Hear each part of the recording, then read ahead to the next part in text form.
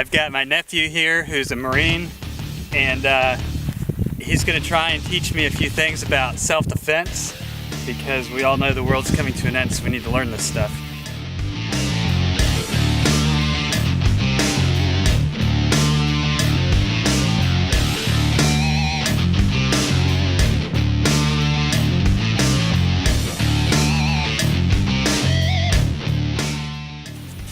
Alright, so we've got the counter to the front choke, so go ahead and put me in a front choke. So we come here, you grab inside where his thumb is, twist it out so that you have control over his wrist, bend it in, trace the forearm to the elbow, step inside, throw your arm in. Make sure you're always keeping pressure on the wrist going towards the torso. That way it's always causing a little bit of pain so you can't do too much. Lock up, fix this hand so that it's also right here so that you're holding it in the same way, and get inside. If he's somewhat off balance, you can lift up on it a little bit, cause more pain. Take it behind his back, put him against the ground, trip him. You basically have full control of him at that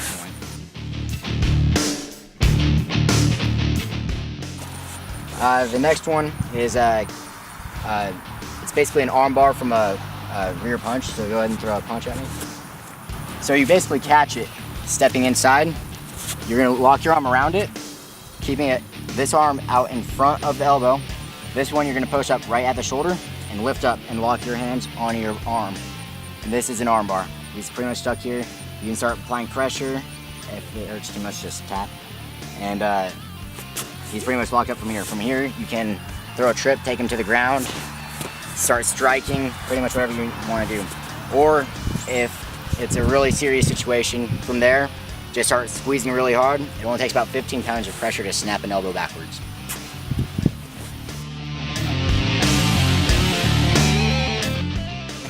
So this is more of a takedown. It's pretty much like a leg bar. So what I do, I come in, grab near, pull this. You're gonna come here. This is foot manipulation. You lock up on the ankle. This is one we'd use more for competitions, but you start pulling down while lifting up, and it can, in a combat situation, snap their ankle, preventing them from being able to really move anywhere with much speed or intensity. They're pretty much out of the fight at that point. Or we can just use it to make them tap in competition.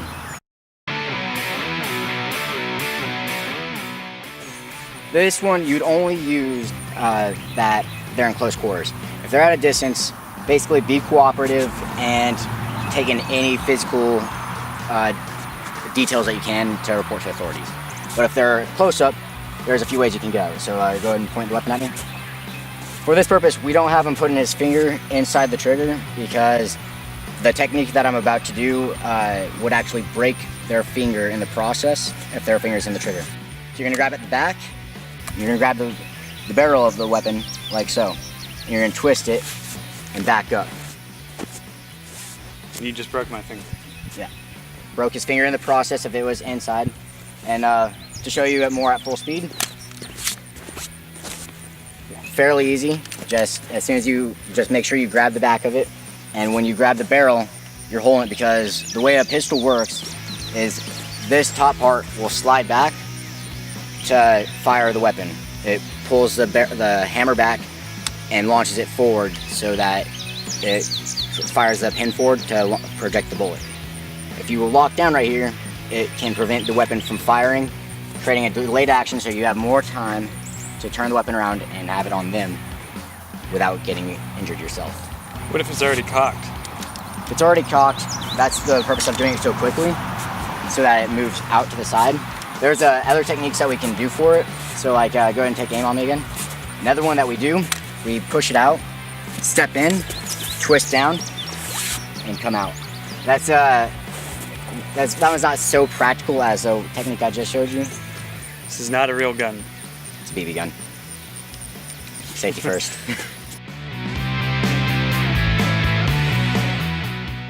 Rifle. This is really more of a military thing. As you guys are well aware, we're kind of a acting police force in the Middle East right now. But one thing, people try to grab our rifles, or let's say you're in a situation where you're like trying to protect your household and you have a shotgun. Same thing. Somebody tries to grab your rifle, this is what will happen if you know what to do. So go ahead and grab it. So this one is an underhand grasp. His thumb is facing towards me. All I have to do is pinch his thumb, rotate outwards, lock down, and I'm pointing the barrel right at his face. So you can either snap down and just hurt his arm, or you can pull the trigger and just end it right there. The other one, pinky towards me, so overhand grasp. This one is an overhand grasp. All you do is grab the pinky, hit the buttstock in the groin or the stomach, whip it down, and you're back away and you're in a position to fire. All right, so this is the guard. So this is something women can do if they're being sexually assaulted. So what you do is you take your right foot, kick their thigh, bring their arm up and across your body. You reach your leg all the way across and pull it down. And it throws them into an arm bar. And you just tighten up and it puts all the pressure on the elbow right here. Pull down and you can again get into a situation where you can snap their elbow backwards. One thing to get out of this right here, you want to get their wrist down towards you. You're gonna post outside their leg and just keep your leg there. The leg locks his leg so he loses his balance, and you just use your momentum and your weight to throw him over. And then you're in this position, you can pull out, get away, while he's still recovering. We have a counter to the front headlock, so go ahead and put me in the headlock.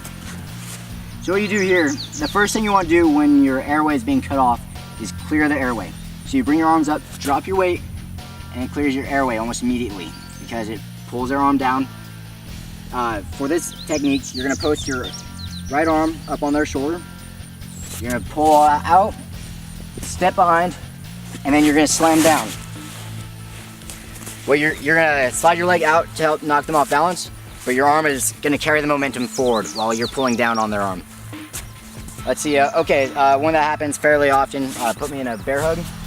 This is counter to the bear hug. So all you're really going to do here is drop your weight and throw your arms out. So it's like this, and then you're going to strike and get away.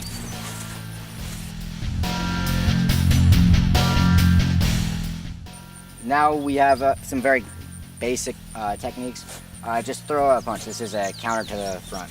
So you come out to the side, strike, strike, strike, strike. Knees and elbows are going to be your best friend. If you're weaker, they tend to carry the most damage. So if you notice, let's go through that again. So I come through, I use both my forearms connecting to his forearm to continue the momentum. I step in, and immediately knee to the sternum area, strike, strike, and finish it off with a knockout strike.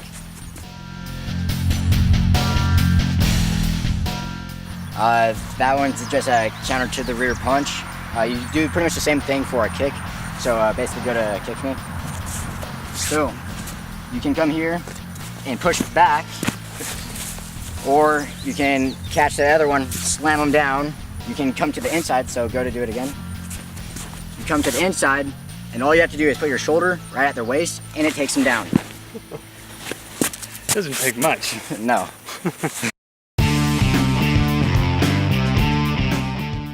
Okay, so this one's a front choke. This one is stuff that we tend to use a little more. It's not something that you would likely use in too many self-defense situations, unless you're in a position where you can operate it precisely.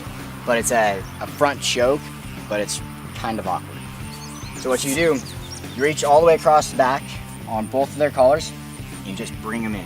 You put your knuckles in their carotid artery, and it cuts off blood flow to the brain. When it comes down to chokes, blood chokes are going to do the best job.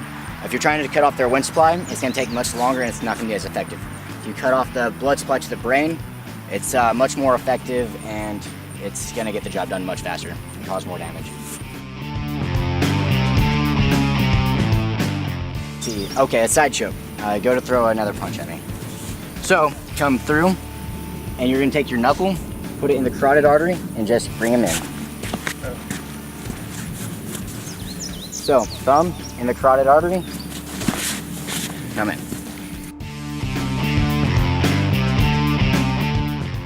Do you know what a haymaker is? It's like a really wide hook. Yeah. So basically go to do that.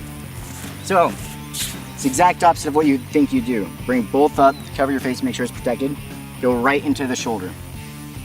You immediately drop, grab here, and you lift up and take down. Using your head to guide where you want to go. And you grab at the knee socket, so it looks like this. And make sure that you stay in a position where you're still standing. You do not want to go to the ground with your opponent. If it's a self-defense situation, you're doing your best to get away from the entire situation. So this is another type of arm bar. You're gonna be here, you're gonna fight their arm down, you're gonna post with your right arm so that it looks like this. You're gonna shoot under their shoulder and grab their wrist like this. You're gonna lift up on their elbow while pulling down. You start feeling that? Uh-huh. Yeah. So that just puts a lot of pressure on their shoulder, and it's another armbar technique. You can get them to tap like that, dislocate their shoulder, basically just gain control over that entire situation. Let me show you how to get out of a armbar. So go ahead and put me in an armbar. So you just put your legs over the top. One goes over my face, one goes over my wrist, and then you just pull it up on my arm. So you're right here. So he goes to sink it. You're gonna arch, and you're gonna twist out, and then come up. You have control of his leg, twist him over. You get side control. You can immediately come here and lock on his body and throw him into a blood choke.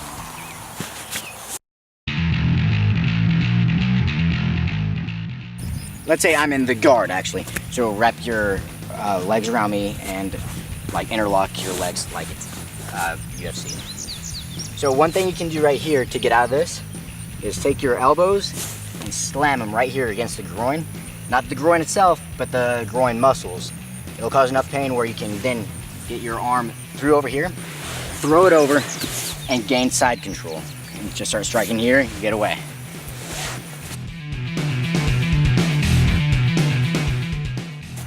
We have a couple different types of blood chokes, so if you get on your knees right here. The first one, it's very simple to get out of. You just sit up normal. You just come here and lock here. You use your forearm and your bicep to lock down on the carotid arteries. That one is pretty easy to get out of, so like go to get out of it. So it's like fighting, right? So something you can do, shoot, grabbing your bicep, lock your arm behind his head and push down, and then start squeezing. It'll immediately cut off blood supply to his brain. He'll think he can't breathe. He actually can, because air still goes through the esophagus. It's just he can no longer operate his brain properly. Which isn't saying much. That's self-defense. Not a whole lot to it. It's just simple joint manipulation. Any questions, you can get a hold of him and he can ask me and I can send it to him. So, yeah.